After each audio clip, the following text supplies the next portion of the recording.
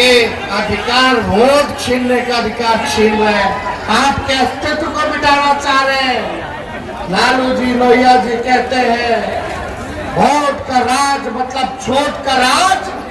आज यही भाजपा वाले लोग बेईमानी करने पे लोग लगा है, लेकिन आप सब लोग एक रहना है। फिर आप लोगों के बीच आएंगे और इस बार 243 सीट पे तेजस्वी चुनाव लड़ेगा। आप लोगों से अपील है कि तेजस्वी को देख करके वोट दीजिए, तो आगे ले जाने का काम करेगा। नमस्कार साथियों, जय हिंद। बात करते हैं बिहार की और बिहार में लगातार तेज होते राजनीतिक घटनाक्रम, राजनीतिक गतिविधियों की। मंगलवार को राजद के नेता और विपक्ष की ओर से अघोषित ही सही, लेकिन जो सभी मानते हैं कि विपक्ष के मुख्यमंत्री पद के एकमात्र दावेदार तेजस्वी यादव ने मगध क्षेत्र के जहानाबाद से एक बिहार अधिकार यात्रा इस नाम से एक नया अभियान शुरू किया। नाम सुना सुना सा लग रहा होगा। जाहिर है अभी बहुत थोड़े ही दिन हुए हैं जब कांग्रेस के नेता राहुल गांधी पूरे बिहार में घूम कर आए। वोटर अधिकार यात्रा इस नाम से जो उनका पूरा कार्यक्रम था उसमें, और जो लोग नियमित रूप से इस वोटर अधिकार यात्रा को फॉलो कर रहे होंगे उन्होंने गौर किया होगा कि वैसे तो जगह जगह गठबंधन को भी, उसमें गठबंधन के लोग भी मंच पर नजर आए, खास करके यात्रा की जब यात्रा का समापन हो रहा था उस दौर में। मगर ये भी सच है कि वो यात्रा एक तरह से केवल और केवल राहुल गांधी का अभियान था। राहुल गांधी ही उस यात्रा को निकालना चाहते थे, उन्हीं का जोर था इस पर, और पूरी यात्रा में पूरा जो एजेंडा था वो भी उन्हीं का रहा और चेहरा भी उन्हीं पर फोकस किया गया। एक बात और जो गौर करने वाली थी राहुल गांधी के वोटर अधिकार यात्रा में, वो ये थी कि राहुल गांधी अपना जो वोटर अधिकार यानी वोट चोरी का जो एजेंडा वो उठा रहे हैं पिछले काफी समय से, उस एजेंडे को तो पूरी तरह से उसमें तवज्जो दी गई, महत्व दिया गया, लेकिन बिहार के विकास और बिहार के लोगों के जनमानस के मुद्दों को लेकर बहुत ज्यादा बातचीत, बहुत ज्यादा कहीं फोकस, कोई चर्चा कम दिखी। ठीक है, यहां वहां कहीं कहीं उन्होंने कुछ ऐसे ऑप्टिक्स के लिए, जो कहते हैं एक विजुअल इम्पैक्ट के लिए, कहीं मखाना तैयार करने वाले किसान या कहीं इस तरह से कुछ, कहीं कहीं किसी मुद्दे को अपने उसमें शामिल किया और उसका काफी एक प्रचार भी हुआ, लेकिन मोटे तौर पर वो वोट चोरी पर ही अपना उनका पूरा ध्यान था। अब जिस तरह से हम इस बात को आपके सामने ला रहे हैं, जाहिर है आरजेडी को भी ये बात उन्होंने कहीं ना कहीं उसको नोटिस किया कि राहुल गांधी अपने वोट चोरी के मुद्दे पर पूरी तरह से फोकस थे, लेकिन इस समय जो बिहार में तमाम अन्य मुद्दे हैं लोगों के, उनका क्या। तो ये तो हुई बात मुद्दों की। दूसरी बात, जैसा हमने कहा कि भले ही यहां वहां गठबंधन के साथी आए हों, लेकिन वोटर अधिकार यात्रा पूरे और पूरे तरह से एक राहुल गांधी का कार्यक्रम था, इसमें कोई शक नहीं है। और अब यह साफ हो गया है कि बिहार अधिकार यात्रा के नाम से तेजस्वी यादव जो अपनी यात्रा लेकर निकले हैं, वो ये साफ उन्होंने जता दिया है कि वोटर अधिकार यात्रा राहुल गांधी की यात्रा थी और अब जो यात्रा शुरू हुई है वो उनकी यात्रा है। आपके अधिकार, वोट छीनने का अधिकार छीन रहे हैं, आपके अस्तित्व को मिटाना चाह रहे हैं। लालू जी, लोहिया जी कहते हैं वोट का राज मतलब छोट का राज। आज यही भाजपा वाले लोग बेईमानी करने पे लोग लगा है, लेकिन आप सब लोग एक रहना है। हम फिर आप लोगों के बीच आएंगे और इस बार 243 सीट पे तेजस्वी चुनाव लड़ेगा। सब लोगों से अपील है कि तेजस्वी को देख करके वोट दीजिए, को आगे ले जाने का काम करेगा। अपनी अपनी यात्रा को अलग अलग फोकस करके दोनों दलों ने साफ कर दिया है कि वो एक दूसरे को अपने से आगे कोई स्थान देने में उनके अंदर कहीं ना कहीं गुरेज है, कहीं ना कहीं कुछ बात है, कुछ कसर है। लेकिन साथियों, मामला सिर्फ इतना सा रहता तो भी ठीक था। राहुल गांधी अपना वोट चोरी का मुद्दा लेकर के अपने अभियान पे निकल सकते हैं, और तेजस्वी क्योंकि बिहार में गठबंधन के नेता हैं तो जाहिर है वो अपने अभियान भी चुनाव जब तक नहीं आ जाते कुछ ना कुछ करेंगे। लेकिन बात यहीं तक नहीं रही। यात्रा के दौरान भी ये सवाल उठा था, लेकिन विशेष रूप से राहुल गांधी के यात्रा से लौट आने के बाद कांग्रेस पार्टी की ओर से कम 3 बार ऐसी प्रेस कॉन्फ्रेंसेस हुई जिसमें कांग्रेस पार्टी ने बहुत ही स्पष्ट तरीके से सीटों को लेकर, सीट बंटवारे के मुद्दे को लेकर अपनी तरफ से काफी कड़ा एक स्टैंड रखा। अपने रुख में ऐसा दिखाया कि राहुल गांधी की यात्रा के बाद पूरे बिहार में कांग्रेस की बिल्कुल आंधी चल रही है, और इसीलिए राजद को कांग्रेस को सीट देते समय इसको ध्यान देना पड़ेगा इस बात का, और उनको कम से कम 70 सीटें देनी पड़ेंगी। हम सीटों के मुद्दे पर वापस आते हैं, उससे पहले मैं ये बता दूं कि जब ये बातें हो रही थी मीडिया के साथ कांग्रेस लीडरशिप की, तो चाहे वो कांग्रेस के बिहार के जो प्रभारी बनाए गए हैं कृष्णा अल्लवरू, या उनके मीडिया विभाग के पवन खेड़ा, या अलग अलग नेता जिन सचिन पायलट से, इस तरह से कई जगह अलग अलग नेताओं से सवाल पूछा गया, एक बार भी कांग्रेस के किसी भी नेता ने यह साफ जवाब नहीं दिया कि वो तेजस्वी यादव को मुख्यमंत्री के तौर पर उनके नाम के लिए सहमत हैं।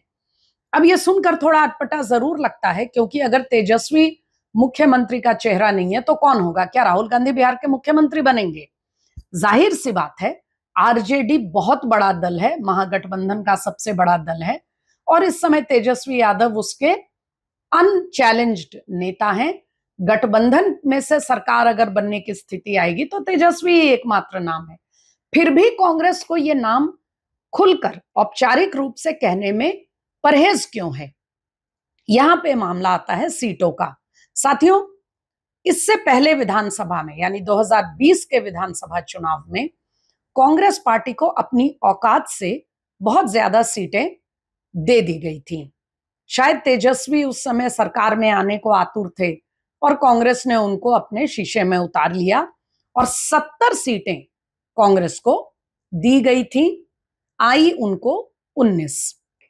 अब ये 19 सीटों का हुआ ये कि चूंकि आरजेडी का अपना प्रदर्शन एक तरह से काफी ठीक ठाक रहा था, और ये सच है कि अलग अलग पार्टियों को आप अलग अलग करके देखें तो आरजेडी सबसे बड़ा दल बना था 2020 में। हालांकि गठबंधन के रूप में सबसे बड़ा गठबंधन बीजेपी जेडीयू का था और उनकी सरकार बनी, लेकिन उस समय आरजेडी ने बहुत खुलकर, तेजस्वी ने और उनकी पार्टी के हर नेता ने बहुत खुलकर ये इंगित किया था, इस बात को पॉइंट आउट किया था कि अगर कांग्रेस का स्ट्राइक रेट संतोषजनक रहा होता, जैसा कि अन्य गठबंधन के अन्य सहयोगियों का था, तो वो थोड़ी सी सीटें जिसके चलते महागठबंधन सरकार बनाने से चूक गई, वो सरकार बना लेते, क्योंकि सीपीएमएल का अपना जो स्ट्राइक रेट था वो गठबंधन में सबसे बेस्ट था।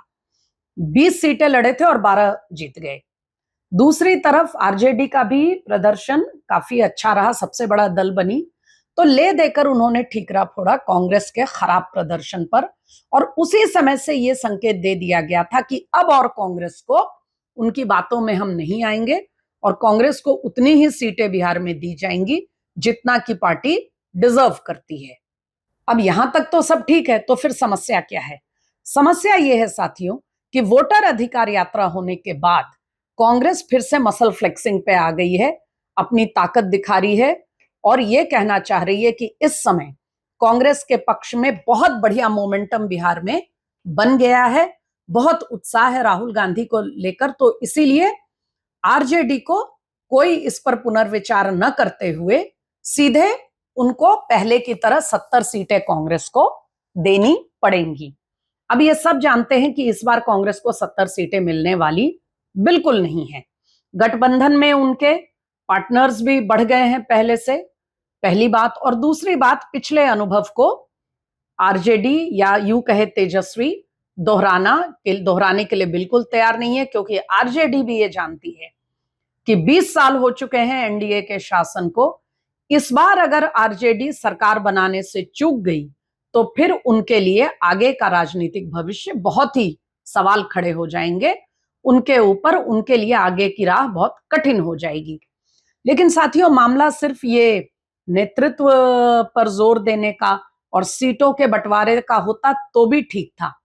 लगातार कुछ न कुछ स्थितियां ऐसी होती जा रही हैं कि कहीं ना कहीं आरजेडी और कांग्रेस, जो दोनों इस देश के सबसे पुराने गठबंधन सहयोगियों में और बड़े पक्के सहयोगी हमेशा से माने जाते रहे हैं, कांग्रेस के लिए सबसे एक तरह का विश्वास वाला पक्का सहयोगी रहा है राजद, फिर भी इस समय तमाम सवाल और तमाम विश्वास की कमी, ऐसे संकेत साफ नजर आ रहे हैं।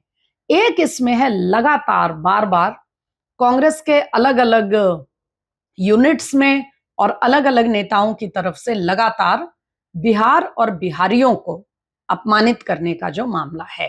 कभी केरल कांग्रेस बिहार को बीड़ी से बिहार की तुलना करती है, कभी उनके मुख्यमंत्री कुछ कह देते हैं, कभी उनके सहयोगी डीएमके कुछ कह देते हैं, और आजकल तो कांग्रेस के नेता ही उल्टे सीधे बयान बिहार के बारे में देने लगे हैं। तो इन सब के चलते कहीं ना कहीं आरजेडी भी असहज हो रही है, क्योंकि जब बिहार और बिहारियों को अपमानित किया जाता है तो आरजेडी, जिसका पूरा राजनीतिक वजूद बिहार के ऊपर केंद्रित है, उसको भी लोगों के सामने जवाब देना पड़ता है। और यही कारण है कि आखिर में तंग आकर आरजेडी के नेताओं ने इस पर प्रतिक्रिया देनी शुरू कर दी है कि इस तरह की चीजों से दूर रहें। जैसे हाल में प्रधानमंत्री की माताजी पर कुछ टिप्पणियां की गई, पहले तो गाली दी गई और उसके बाद एआई वीडियो वगैरह बनाए गए, फिर वीडियो बनाकर उसको जस्टिफाई करने का प्रयास किया गया। तब भी आरजेडी ने इस पर अपनी असहमति और अपना डिफरेंस इस पर जाहिर कर दिया था। तो सीधी सी बात है साथियों, अब सवाल ये उठता है कि क्या ये केवल ब्रिंकमैनशिप है, क्या ये केवल बार्गेनिंग करने का, मोल भाव करने का तरीका है सीटों को लेकर। कांग्रेस चाहती है किसी तरह उसको पहले की तरह फिर से 70 सीटें मिले, और उसका जो इसके पीछे उसकी दलील ये है कि वोटर अधिकार यात्रा से उनके लिए काफी आकर्षण हो गया है युवाओं में और बिहार के मतदाताओं में। आरजेडी 2020 की गलती दोहराने को तैयार नहीं है। लेकिन एक सवाल यह भी उठ रहा है कि चाहे तेजस्वी के नेतृत्व का मुद्दा हो या फिर सीटों का मुद्दा हो, या कैंपेन को किस तरह से चलाया जाए, कैंपेन के क्या प्रमुख मुद्दे होंगे, किस तरह के अटैक किए जाएं, किस तरह से अपने कैंपेन की दिशा को तय किया जाए, इन सब को लेकर कहीं ना कहीं विश्वास की कमी दिखाई दे रही है। तेजस्वी ने कहा है कि भ्रम की कोई बात नहीं है लीडरशिप को लेकर, लेकिन उनके प्रवक्ता बार बार मीडिया में कांग्रेस पर बहुत तीखे प्रहार और तीखी टिप्पणी करते हुए आपको सुनाई देंगे, क्योंकि कहीं ना कहीं आरजेडी के अंदर ये टीस बढ़ रही है कि जब कांग्रेस पार्टी बिहार में आरजेडी से इतनी पीछे है और महागठबंधन का असली दारोमदार राजद पर ही है, तो तेजस्वी को मुख्यमंत्री का दावेदार घोषित करने में इस तरह से आगे पीछे आनाकानी क्यों की जा रही है। क्या होता है आगे इसको लेकर? क्या ये सिर्फ सीटों के मोलभाव और दबाव बनाने का तरीका है, या कहीं ना कहीं इसमें कुछ और मुद्दे हैं जिसको लेकर दोनों दलों में ये विश्वास की कमी दिखाई दे रही है? फिर से इस पर बात करेंगे जल्दी ही किसी और अड्डा में। हमारे अड्डा में आते रहिए और हमें सब्सक्राइब करिए। नमस्कार।